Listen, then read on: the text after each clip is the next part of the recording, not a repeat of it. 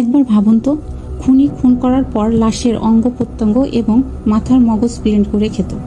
হ্যাঁ, এমনটাই করত আমেরিকার ভ্যাম্পায়ার খ্যাত রিচার্ড ট্রেন্টন সেস। তার প্রথম শিকার 51 বছর বয়সী অ্যামব্রোস গ্রিফিন। কিন্তু তার দ্বিতীয় খুন যেন পুলিশ অফিসারদের কাছে দুঃস্বপ্ন ছিল। তারা 22 বছর বয়সী টেরেসা ওয়ালিনের লাশ খুঁজে পায়, যে মৃত্যুর সময় 3 মাসের গর্ভবতী ছিলেন। তার পেট কেটে ফেলা হয়েছিল এবং কাটা জায়গা দিয়ে নাড়ি বের হয়েছিল।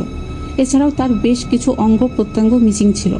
খুন করার পর চেস তার সাথে শারীরিক সম্পর্কে লিপ্ত হয় এবং তার রক্ত দিয়ে গোসল করে। এর কয়েকদিন পর সে তার জীবনের সবচেয়ে মর্মান্তিক গণহত্যা করে। এক পরিবারের 4 জনকে হত্যা করে মৃতদেহগুলোকে সে বিকৃত করে ফেলে। তারপর মাথার খুলি ফাটিয়ে মগজ বের করে নেয় এবং অঙ্গ প্রত্যঙ্গগুলো টুকরো টুকরো করে কেটে ব্লেন্ড করে খেয়ে ফেলে।